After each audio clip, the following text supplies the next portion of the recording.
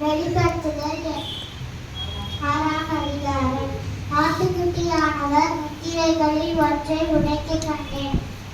அப்பொழுது 4 ஜீவன்களில் ஒன்று என்னை நோக்கி, நீ வந்து பார் என்று சொல்ல இடிமுழக்கம் போன்ற சத்தமாய் சொல்ல கேட்டேன். நான் பார்த்தபோது இதோ வெள்ளை குதிரையை கண்டேன். அதன் மேல் ஏறி இருந்தவன் வில்லை பிடித்திருந்தான். அவனுக்கு ஒரு கிரீடம் கொடுக்கப்பட்டது. அவன் ஜெயிக்கிறவனாகவும் ஜெயிப்பவனாகவும் புறப்பட்டான். அவர் 2ஆம் முத்திரையை உடைத்த போது 2ஆம் ஜீவனானது, நீ வந்து பார் என்று சொல்ல கேட்டேன். நான் பார்த்த அப்பொழுது சிவப்பான வேறொரு குதிரையை கண்டேன். அதன் மேல் ஏறி இருந்தவன், பூமியில் உள்ளவர்கள் ஒருவரை ஒருவர் கொலை செய்யத்தக்கதாக சமாதானத்தை பூமியிலிருந்து எடுத்து போடும்படியான அதிகாரம் கொடுக்கப்பட்டது. ஒரு பெரிய பட்டயமும் அவனுக்கு கொடுக்கப்பட்டது. அவர் 3ஆம் முத்திரையை உடைத்த போது 3ஆம் ஜீவனானது, நீ வந்து பார் என்று சொல்ல கேட்டேன். நான் பார்த்தபோது இதோ கருப்பு குதிரையை கண்டேன். அதன் மேல் ஏறி இருந்தவன் தராசை தன் கையில் பிடித்திருந்தான். அப்பொழுது ஒரு பணத்திற்கு 1 படி கோதுமை என்றும், ஒரு பணத்திற்கு 3 படி வாக்கோதுமை என்றும், எண்ணெயையும் திராட்சரசத்தையும் சேதப்படுத்தாதே என்றும் 4 ஜீவன்களுக்கு மத்தியில் இருந்து உண்டான சத்தத்தை கேட்டேன். அவர் 4ஆம் முத்திரையை உடைத்த போது 4ஆம் ஜீவனானது, நீ வந்து பார் என்று சொல்ல கேட்டேன். நான் பார்த்தபோது மங்கின நிறமுள்ள ஒரு குதிரையை கண்டேன். அதன் மேல் ஏறி இருக்கிறவனுக்கு மரணம் என்று பெயர். பாதாளம் அவன் பின் சென்றது. பட்டயத்தினாலும் பஞ்சத்தினாலும் சாவினாலும் பூமியின் துஷ்ட மிருகங்களினாலும் பூமியின் காற்பங்கில் உள்ளவர்களை கொலை செய்யத்தக்கதாக அதிகாரம் அவைகளுக்கு கொடுக்கப்பட்டது. அவர் 5ஆம் முத்திரையை உடைத்த போது தேவ வசனத்தின் நிமித்தமும் தாங்கள் கொடுத்த சாட்சி நிமித்தமும் கொல்லப்பட்டவர்களுடைய ஆத்துமாக்களை பலிபீடத்தின் கீழே கண்டேன்.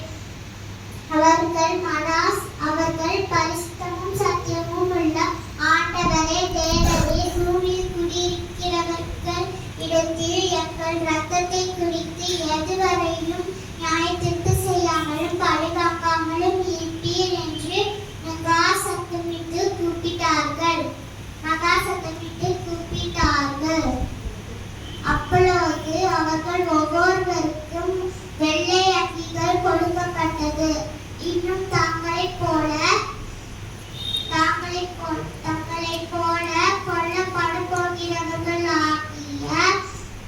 கொல்லப்படப்போகிறவர்களாகிய தங்கள் உடன் பணிவிடைக்காரர்களும் தங்கள் சகோதரரும் ஆகிய தொகை நிறைவேறும் அளவும்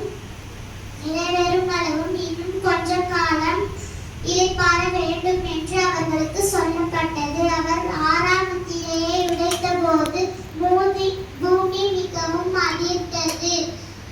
சூரியன் கருப்பு கம்பளியை போல கரித்தது.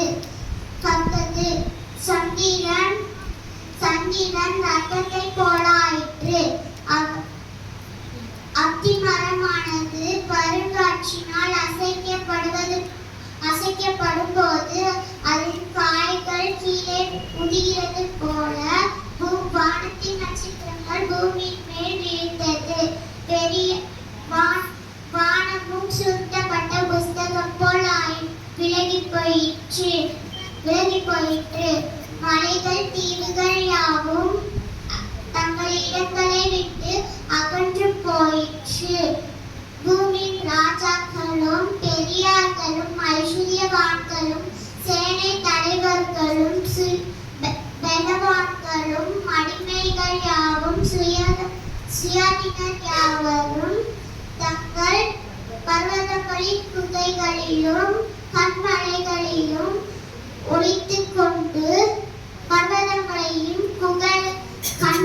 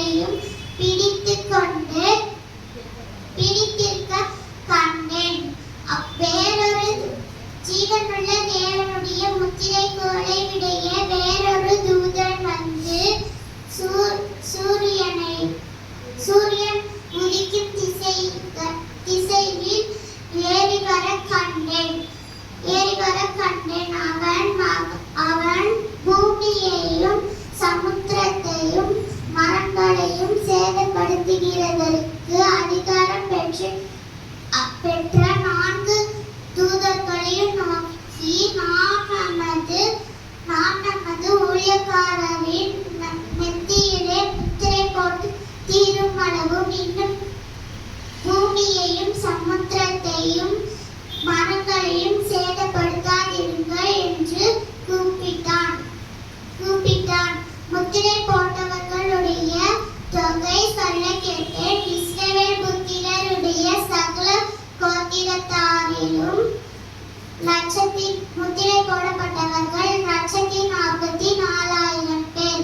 யூதா கோத்திரத்தில் முத்திரை போடப்பட்டவர்கள் 12,000.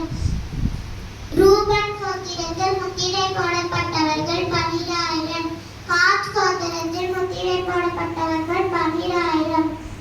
ஆசேர் கோத்திரத்தில் முத்திரை போடப்பட்டவர்கள் 12,000. மனாசே கோத்திரத்தில் முத்திரை போடப்பட்டவர்கள் 12,000. நப்தலி கோத்திரத்தில் முத்திரை போடப்பட்டவர்கள் 12,000. சிமியோன் கோத்திரத்தில் முத்திரை போடப்பட்டவர்கள் 12,000. லேவி கோத்திரத்தில் முத்திரை போடப்பட்டவர்கள் 12,000. இசக்கார் கோத்திரத்தில் முத்திரை போடப்பட்டவர்கள் 12,000.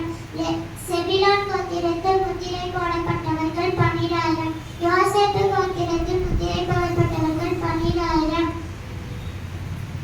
பென்யமீன் கோத்திரத்தில் முத்திரை போடப்பட்டவர்கள் 12,000. இவைகளுக்கு பின்பு இதோ நான் பார்த்தபோது, இதோ ஒரு சகல ஜாதிகளும்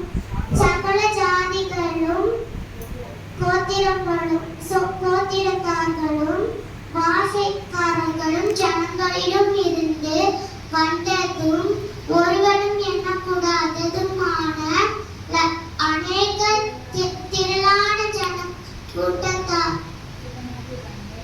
திரளான கூட்டமாகிய ஜனங்கள் வெள்ளை அங்கிகளை தரித்து தங்கள் கைகளில் குறுத்தாளைகளை பிடித்துக் கொண்டு சிங்காசனத்திற்கு முன்பாகவும் ஆட்டுக்குட்டியானவருக்கு முன்பாகவும் நிற்க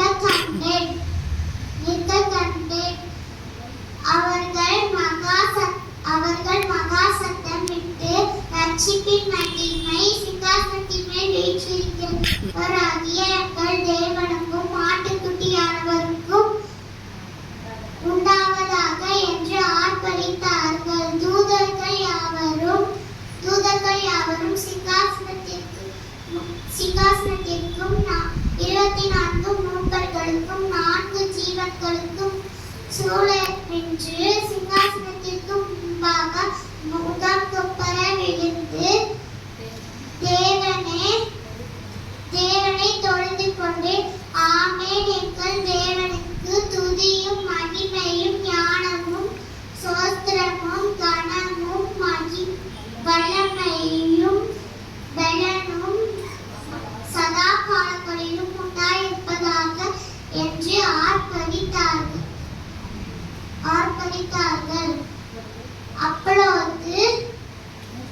அப்பொழுது மூப்பர்களில் ஒருவன் என்னை நோக்கி, வெள்ளை அங்கிகளை தரித்திருக்கிற இவர்கள் யார், எங்கே இருந்து வந்தார்கள் என்று கேட்டான்.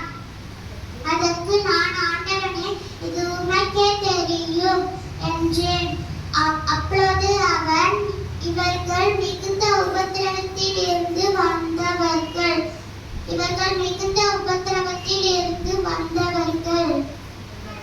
இவர்கள் தங்கள் அங்கிகளை ஆட்டுக்குட்டியானவருடைய இரத்தத்திலே தோய்த்து வெளுத்தவர்கள். ஆனபடியால் இவர்கள் சிங்காசனத்திற்கு முன்பாக இருந்து இரவு பகலும் தேவனுடைய ஆலயத்திலே அவரை சேவிப்பார்கள். சிங்காசனத்தின் மேல் வீற்றிருக்கிறவர் தானே இவர்களுக்குள்ளே வாசமாயிருப்பார். இவர்கள் இனி பசி அடைவதும் இல்லை, தாகம் அடைவதும் இல்லை, வெயிலாவது உஷ்ணமாவது இவர்கள் மேல் படுவதும் இல்லை. சிங்காசனத்தின் மத்தியிலே இருக்கிற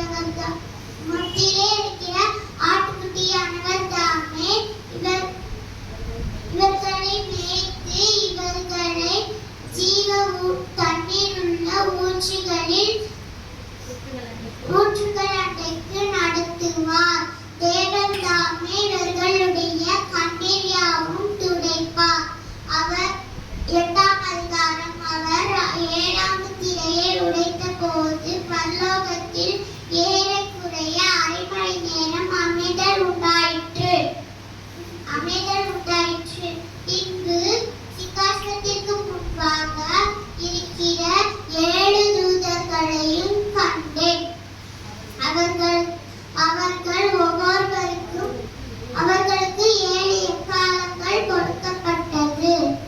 வேறொரு தூதன் வந்து தூபம்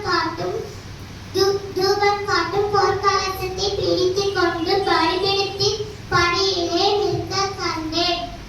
சிங்காசனத்திற்கு முன்பாக இருக்கிற பொற்பீடத்தின் மேல் சகல பரிசுத்தவான்களுடைய ஜெபங்களோடும் செலுத்தப்பட்ட மிகுந்த தூப வர்க்கம் அவனுக்கு கொடுக்கப்பட்டது. அப்படியே பரிசுத்தவான்களுடைய ஜெபங்களோடும் செலுத்தப்பட்ட தூப வர்க்கத்தின் புகையானது தூதனுடைய கையிலிருந்து தேவனுக்கு முன்பாக எழும்பிற்று. பின்பு அந்த தூதன் தூப கலசத்தை பிடித்துக் கொண்டு எடுத்து அதை பலிபீடத்தின் நெருப்பினால் நிரப்பி பூமியிலே கொட்டினான். உடனே சத்தங்களும் மின்னல்களும் இடி முழக்கங்களும் பூமி அதிர்ச்சியும் உண்டாயின. அப்பொழுது தூதர் 7 எக்காலங்களை உடைய 7 தூதர்கள் எக்காலங்களை ஊதுகிறதற்கு தங்களை ஆயத்தப்படுத்தினார்கள். முதலாம் தூதன் எக்காலம் ஊதினான். அப்பொழுது ரத்தம் கலந்த கல்மழையும் அக்கினியும் உண்டாகி பூமியிலே கொட்டப்பட்டது. அதனால் மரங்களில் 1/3 பங்கும் வெந்து போயிற்று. பசும்புல் எல்லாம் எரித்து போயிற்று. இரண்டாம் தூதன் எக்காலம் ஊதினான். அப்பொழுது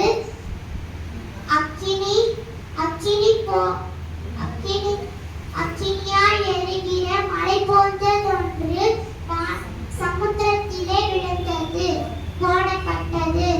அதனால் சமுத்திரத்தில் 1/3 பங்கு ரத்தமாயிற்று. சமுத்திரத்தில் இருக்கிற ஜீவனுள்ள சிருஷ்டிகளில் 1/3 பங்கு செத்து போயிற்று. கப்பல்களில் 1/3 பங்கு சேதப்பட்டது. மூன்றாம் தூதன் எக்காலம் ஊதினான். அப்பொழுது ஒரு பெரிய நட்சத்திரம் தீவட்டியைப் போல எரிந்து வானத்திலிருந்து விழுந்தது. அதனால் ஆறுகளில் 1/3 பங்கின் மேலும் நீரூற்றுகளின் மேலும் விழுந்தது. அந்த நட்சத்திரத்திற்கு பெயர் எட்டி. அதனால் தண்ணீரில் 1/3 பங்கு எட்டியைப் போல கசப்பாயிற்று. இப்படி கசப்பான தண்ணீரினால் மனுஷரில் அநேகர் செத்தார்கள். நான்காம் தூதன் எக்காலம் ஊதினான். அப்பொழுது சூரியனின் 1/3 பங்கும் சந்திரனில் 1/3 பங்கும் நட்சத்திரங்களில் 1/3 பங்கும் சேதப்பட்டது. அவற்றில் 1/3 பங்கு இருளடைந்தது.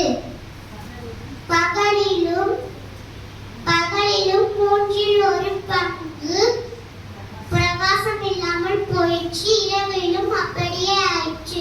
பின்பு ஒரு தூதன் வானத்தின் மத்தியிலே பறந்து வரதை கண்டேன். அவன் மகா சத்தமிட்டு, இனி எக்காலம் ஊதப் போகிற மற்ற 3 தூதர்களுடைய அக்கால சத்தத்தை